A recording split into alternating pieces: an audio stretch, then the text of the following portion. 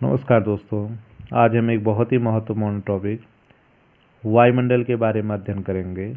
तो वायुमंडल क्या है? हमारी पृथ्वी चारों ओर से गैस की एक परत से घिरी हुई है जिसे वायुमंडल कहा जाता है।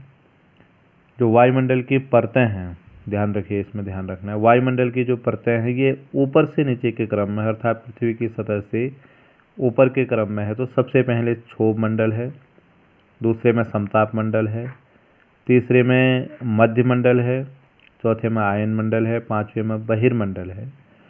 वायुमंडल में जो विभिन्न प्रकार की गैसें पाई जाती हैं उसमें सबसे अधिक मात्रा में नाइट्रोजन होती है 78%, दूसरे में ऑक्सीजन 21%, कार्बन डाइऑक्साइड, हीलियम और ओजोन अन्य गैसें जो हैं 1% इनकी मात्रा रहती है। तो इसके माध्यम से हम इसे और अधिक स्पष्ट कर सकते हैं। वायुमंडल की जो परतें हैं, वायुमंडल की जो 5 परतें हैं, उनमें सबसे पहले क्षोभ मंडल है जिसे संवहन मंडल भी कहते हैं। इसको ध्यान रखिए आप लोग। इसके अंतर्गत बिजली का कड़कना, बादलों का बनना, आंधी तूफान, मौसम संबंधी जितने भी परिवर्तन होते हैं वो सब के सब जो है क्षोभ मंडल के अंतर्गत होते हैं। और पृथ्वी की सतह से जो है 18 किलोमीटर की ऊंचाई तक जो है 18 किलोमीटर तक ऊंचाई तक जो है क्षोभ मंडल का विस्तार है। दूसरा जो आता है समताप मंडल है। समताप मंडल में तापमान संबंधी किसी भी प्रकार की घटनाएं नहीं होती हैं। यहाँ पर तापमान में परिवर्तन नहीं होता, समान तापमान रहता है। तापमान समान रहने के कारण से जो जेट एयरवेज होते हैं, वायुयान होते हैं, उनको उड़ाने के लिए अनुकूल वातावरण समताप मंडल में रहता है। समताप मंडल में ही जो बड़ा महत्वपूर्ण प्रश्न है, समताप मंडल में ही जो है ओजोन परत है। यह सूर्य से आने वाली जो हानिकारक किरणें होती हैं इनको पृथ्वी पर आने से रोकती है। इसलिए प्रश्न कई बार ऐसा आता है, ओजोन परत किस मंडल में स्थित है? तो ओजोन परत जो है समताप मंडल में स्थित है। उसके बाद 80 किलोमीटर तक जो है, अर्थात 51 से लेकर के 80 किलोमीटर तक मध्य मंडल फैला हुआ है। मध्य मंडल की विशेषता है अंतरिक्ष से आने वाले जितने भी उल्कापिंड होते हैं यह मध्य मंडल में आकर के जलकर समाप्त हो जाते हैं। मध्य मंडल के बाद आयन मंडल आता है जो 400 किलोमीटर तक ऊपर तक इसका विस्तार है। इसकी विशेषता है कि रेडियो तरंगों को इस मंडल में जो रेडियो तरंगें होती हैं वो परावर्तित हो जाती हैं और संचार उपग्रहों को स्थापित करने के लिए यहाँ अनुकूल स्थितियाँ होती हैं।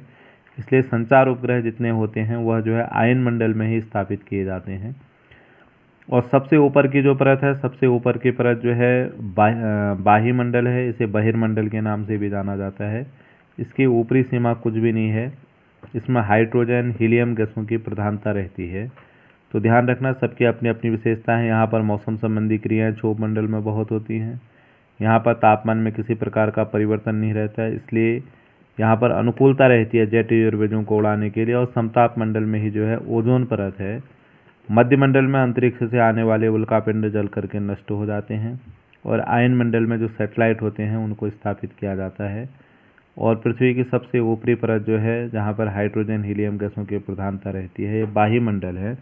इससे संबंधित कुछ महत्वपूर्ण प्रश्नों को हम देखते हैं। पहला प्रश्न है, वायुमंडल की सबसे नीची परत कौन सी है? क्षोभ मंडल है। मौसम संबंधी क्रियाएं, बिजली का कड़कना, बादल फटना आदि घटनाएं किस मंडल में होती हैं? क्षोभ मंडल में। वायुमंडल में सर्वाधिक गैस कौन सी है? तो सर्वाधिक गैस 78% नाइट्रोजन है। ओजोन परत अभी मैंने बताया था, ओजोन परत मुख्यतः कहाँ पाई जाती है? समताप मंडल में।